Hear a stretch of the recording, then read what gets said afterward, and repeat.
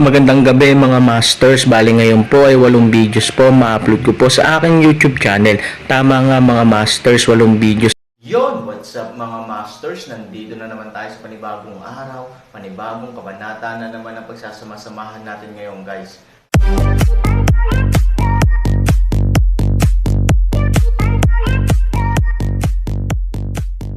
Bali mga masters, kung bago ka pa lang po sa aking YouTube channel, please click the subscribe button, lalong-lalo na po yung notification bell guys, para maging connected pa rin tayo sa isa't isa at maging updated kayo sa mga susunod ko pang video.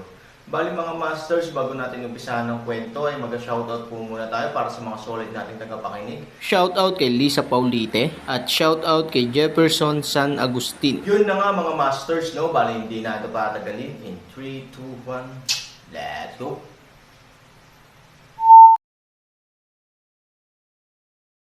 Nang bumagsak ang boses ni Aaron, siya ang nanguna sa pagpasok sa nayon. Kahit na ang iba ay may sariling mga ideya, maaari lamang nilang sundin ang Aaron sa masunurin. Bagamat simple ang nayon, hindi naman ito maliit. Ang nayon ay halos puno ng mga lokal na bahay na gawa sa pawid. Ang pinakalabas na layer ay nakapalitado sa dingding ng isang bagay na katulad ng dumi ng baka, na hindi lamang nagpapatatag sa dingding, ngunit ginagawa rin ang mga simpleng bahay na ito na mukhang napakakatangi-tangi na may mga natatanging kulay. Dahil ito ay masyadong simple, ang bahay ay natural na walang tinatawag na estilo ng dekorasyon. Ito ay halos pareho sa Central Plains, ngunit ang ilang mga detalye ay naiiba. May mga kalsada sa lahat ng dako, ngunit walang mga kalsada sa lahat ng dako. Madaling maliligaw ang mga tao kapag nilalakad nila ang mga ito. Gayunpaman, hindi ito masyadong malaki dito. Bilang karagdagan, palaging may maingay na boses upang gabayan ang isang grupo ng mga tao, at ang lahat ng paraan sa lupa ay mga ghost coins na nakakalat ng nakaraang masayang funeral team. Pagkatapos ng ilang pagliko, isang grupo ng mga tao ang dumating sa gitna ng nayon sa isang sandali. Sa gitna, may medyo malaking bahay. Ang dekorasyon ay hindi gaanong naiiba sa ibang mga bahay na gawa sa pawid, ngunit ang dami ay nagiging mas malaki. Kasabay nito, may ilang kakaibang mga ukit sa mga string ng pinto. Ang texture ng mga ukit na ito ay malinaw na hindi nakikita sa Central Plains. May maganda at may kakaiba. Sa harap ng malaking bahay ay isang malaking open space. Sa oras na ito, ang open space ay halos masikip sa mga tao. Umupo sila sa lupa, nagtatawanan at nag-uusap sa isa't isa, o sumayaw ng kakaiba. Sa dami ng tao, diretsyong nakalagay ang kabaong na sinasakyan ng nobya, na may mga pula at puti sa magkabilang gilid. Umihip ang simoy ng hangin, at lumipad sa buong kalangitan ang maitim na papel sa lupa, na nagdagdag ng kaunting kakaiba sa natiwangwang na nayon. Ngunit kumpara sa pagkabigla ng Aaron at ng iba pa, ang mga tao sa nayon ay tila hindi ito pinapansin. Nagtatawanan pa sila, kumakanta at sumasayaw, damn it. Possible kayang ang buhay na lalaki sa kabaong at ang babae sa sedan chair. Huminto ang daw 12 sa Aaron at mahinang nagtanong, hindi. Sumimangot si Moyang, ang ilang bagay ay talagang hindi kapanipaniwala. Ang mga salita ng daw 12 ay hindi makatwiran. Tumanggaw si Liu Fang, imposible, mahinang sabi ni Aaron, hindi nakakagulat na ang nobya ay isang patay na katawan, ngunit ano ang dapat kong sabihin tungkol sa buhay sa kabaong?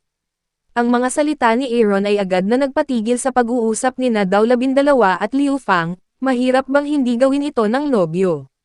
Kaya, ang mga taong ito ay dumating ng husto at inilagay sila sa kabaong. Sabi ni Wang Simon. Pagkasabi niya nito ay bigla siyang namula ng hindi maipaliwanag. Bigla niyang naalala iyon sa simula, siguro gusto ko lang na mamatay ang nobyo at mailibing siya ng maaga.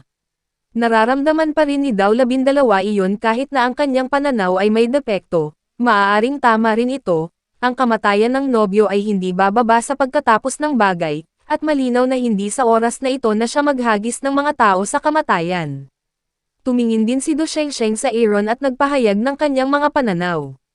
Tumanggaw si Aaron. Oo, ang mga pananaw ni daw 12 at Liu Fang ay talagang ang pinakamalaking posibilidad, ngunit ang mga detalye ay itinatanggi ang pagkakaroon ng mga ito sa lahat ng dako. Gayunpaman, halos sa oras na ito, isang matandang biglang lumabas ng bahay ang lalaki sa likuran niya, May 12-dosenang matatandang hindi maluho, ngunit malinis at mapagbigay kumpara sa mga taga-nayon, dumating na ang mapalad na oras. Panipi. Habang itinataas ng matanda ang kanyang kamay, sumigaw siya, dumating na ang mapalad na araw, ibinalita ko, magsimula. Dumating na ang nobya. Tinanggap ng lalaking ikakasal ang nobya at sinipa ang pinto ng sedan. Pagkababa ng boses ng matanda, muling umalangaw-ngaw ang saya at kalungkutan ni Souna, at nabasag ng koro ang langit. Halos sabay-sabay, sa likod ng isang grupo ng matatanda at sa itaas ng gate, isang matandang babae ang tumulong sa isang binata na nakasuot ng ceremonial crown out bagamat medyo madilim at magaspang ang kanyang balat, ang kanyang damit ay hindi masyadong maluho, at kahit ang kanyang mga damit ay hindi natatakpan ang kanyang simpleng kapaligiran, siya ay mas bata at mukhang medyo, guwapo, shit, anong ibig mong sabihin? Ito ba ang tunay na lalaking ikakasal? Ayon sa kanyang hinuha, ang lalaking ikakasal sa kabaong ay dapat ang nakatali na kasintahang lalaki, ngunit ito ay biglang magpapakita ng isang positibong Panginoon, na nagpapagulo sa mga tao, ito ba ay isang barbarian na tribo? Ang mga tao sa kabaong ay gagamitin sa paghahain ng buhay mamaya.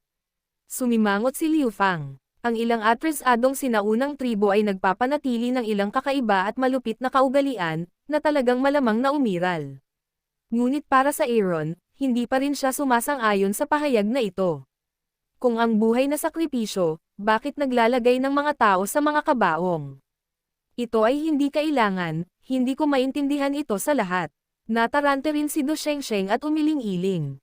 Para sa kanya, kahit nasa edad na ito, mayroon siyang malawak na hanay ng kaalaman, ngunit ito ay lubos na mahirap maunawaan. Sa oras na ito, tila nahanap ng nangungunang matanda at iba pa ang pagdating ni Aaron at iba pa. Halatang natigilan ang binata, at bakas sa mukha nito ang gulat. Ang ibang mga taga-nayon ay lumingon din sa mga tao, at ang kanilang mga mata ay naging alerto ng ilang sandali. Dahan-daang sinulyapan ng nangungunang matanda si Aaron at iba pa. Pagkatapos ay itinoon niya ang kanyang mga mata sa nobyo at mahinang uminom, ano pa ang hinihintay mo? Sinisipa pa rin ang kabaong. Matapos mapag-alitan ng matanda, naaninag ito ng binata. Sa pagmamadali, sa pamumuno ng matandang babae, hindi nagtagal ay lumapit siya sa gilid ng kabaong.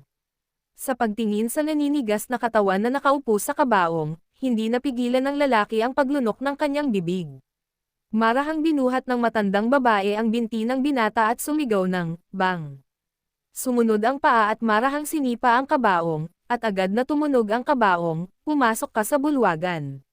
Sigaw muli ng matandang babae, at pagkatapos ay kumaway pa. Sa red and white team, may 4 na tao sa kabuuan. Sinabi ng matandang babae na pinaghiwalay ng 4 na tao ang mga gilid ng kabaong. Pagkatapos, nagtulungan ang 4 na dahan-daang iangat ang katawan sa kabaong. Ang matandang babae ay mabilis na mata at mabilis na kamay. Sinampal niya ang katabi niyang binata. Napayuko ang binata dahil sa sakit. Ngunit halos sa sandaling nakayuko siya ay ipinatong din ng pula at puti na 4 ang katawan sa kanyang likuran, nako. Agad na tinakpan ni Wang Siman ang kanyang bibig gamit ang kanyang mga kamay at gustong samuka sa lugar na iyon.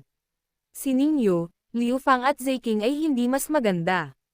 Para sa kanila, ang gayong kasuklam-suklam na bulok na katawan ay hindi lamang nakasuot ng sedan na upuan, ngunit dinadala din, sa likod ng mga buhay na tao paano ito ay hindi gumawa ng mga tao na hindi banggitin ang mga kababaihan, kahit na ang mga lalaki na naruroon, sa oras na ito, sila ay hindi lamang nakikiramay sa binata, kundi pati na rin kasuklam-suklam, nagkalat ang mga estranghero. Naiinis din ang binata, ngunit sa malakas na pagsigaw ng matandang babae, sunod-sunod na bumigay ang isang grupo ng matatandang nasa harap ng pinto, habang ang binata ay tanging anit lang, nakakagat ng ngipin, buhatin ang katawan sa kanyang likod at maglakad patungo sa harapang silid, habang papasok siya ay halatang nakabunggo ang katawan at nakadiin sa kanyang likod, dada, sa ilalim ng presyon, halos katulad ng dati. Ang bibig ng katawan ay muling nagbuhos ng kakaiba at nakakadiri na likido at aktibong umiikot na uod, nahulog sa kanya, o nahulog sa lupa mula sa kanya. It's fucking disgusting, nagpaalam si Jiang Hu by Xiaosheng at ayaw itong makita, maging si Aaron, nakasimangot ang kanyang mga kilay, at bakas ng discomfort ang sumilay sa kanyang mga mata. Sa sandaling tumingin ang matanda sa Aaron, Ang mga matatandang lalaki sa tabi niya ay tumingin din, at lahat ng mga taga-nayon sa pinangyarihan ay tahimik na tumalikod. Pagkatapos ay tumayo sila at patuloy na lumalapit sa Aaron at iba pa. Sa pagtingin sa mga tao, si Wang Siman, isang mabagsik na babae, ay bumunot na sana ng kutsilyo sa lugar, ngunit direktang hinawakan ni Aaron ang kanyang kamay. Natigilan siya, lumingon, at biglang namula, balik. Marahang uminom si Aaron. Hindi man lang niya nilingan si Wang Siman. Binalik lang niya ang lahat ng may pagbabantay at sinubukang panatilihing ligtas ang distansya mula sa mga taga-nayon. Sino ka? Halos sa oras na ito, pinangunahan ng matanda ang isang grupo ng matatandang lalaki sa labas ng karamihan at tumingin kay Aaron at iba pa.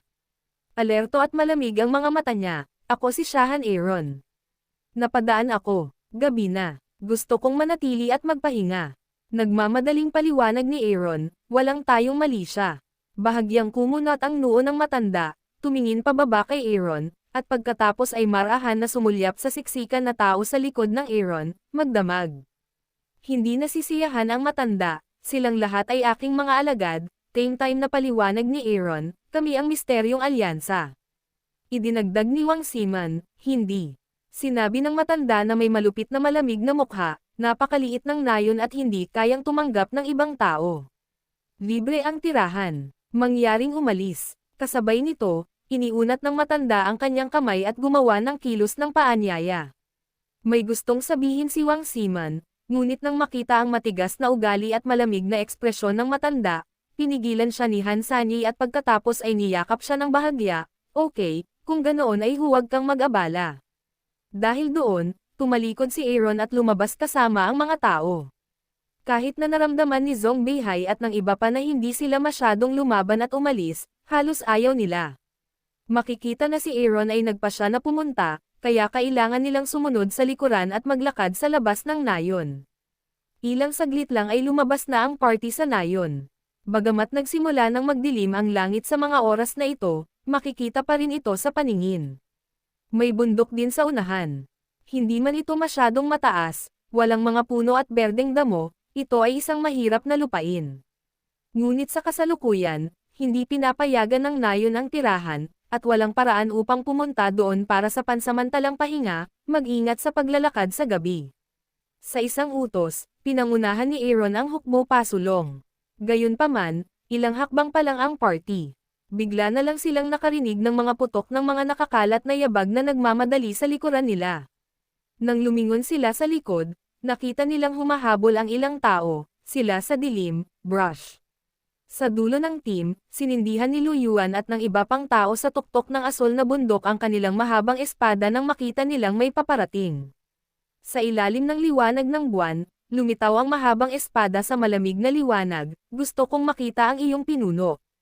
Huminto sa mahabang espada, ilang figure ang huminto sa harap ni Lu Yuan at iba pa, humihingal at sumisigaw. Si Lu Yuan ay sumimangot at nag-alinlangan, sa oras na ito, dumating na ang Aaron. Napakunot ang noo ni Aaron nang makita ang bisita. Hindi man sila magkakilala ay halatang taga-nayon ang mga taong ito sa baryo ngayon lang, ako nga. Kakaibang sagot ni Aaron, village head, please. Bahagyang niyakap ng pinuno si Aaron at mahinang sinabi. Punong barangay, pakiusap. Sumimangot si Aaron. Anong ibig sabihin nun? Shit, pinalayas mo lang kami. Tapos ngayon gusto mo na kaming imbitahin. Anong ginagawa mo? Depressed on the spot ang daw 12. Hindi nagsalita ang bisita. Bahagyang ibinaba ang ulo at hinintay ang sagot ni Aaron. Pinalayas lang nila kami, at ngayon. Gusto na nila kaming imbitahan, dapat ang punong nayon magkaroon ng ibang plano kung wala siyang kalokohan sa kanyang ulo. Mag-ingat din si Moy ang sa harap ni Aaron at pabulong na sabi, oo, 3,000, dapat may dahilan kung bakit kakaiba ang mga bagay. Mahina ang pag-echo ni Liu Fang, gabi na at dumidilim na, kung may ambush, napakasama para sa amin, sabi din ni Jiang Ho Bai Xiaosheng. Tumango si Aaron, ang pag-aalala ng lahat ay hindi makatwiran, kakaiba talaga ang ugali ng punong nayon. Gayunpaman, kung paano timbangin ang kailangan ng Aaron upang makabisado at hatulan, ilang sandali pa, tumango si Aaron at biglang ngumiti, okay, please lead the way ahead. Yun na nga mga masters, no? Bali panibagong kabanata na naman yung natapos natin ngayong gabi. Muli, maraming salamat po talaga sa walang sawang suporta po sa aking YouTube channel na talagang inaabangan nyo po ang bawat upload ko po. Bali mga masters, magkita-kita ulit po tayo bukas ng gabi at ngayon po ay magpapaalam po muna tayo. Bali mga masters, bye-bye!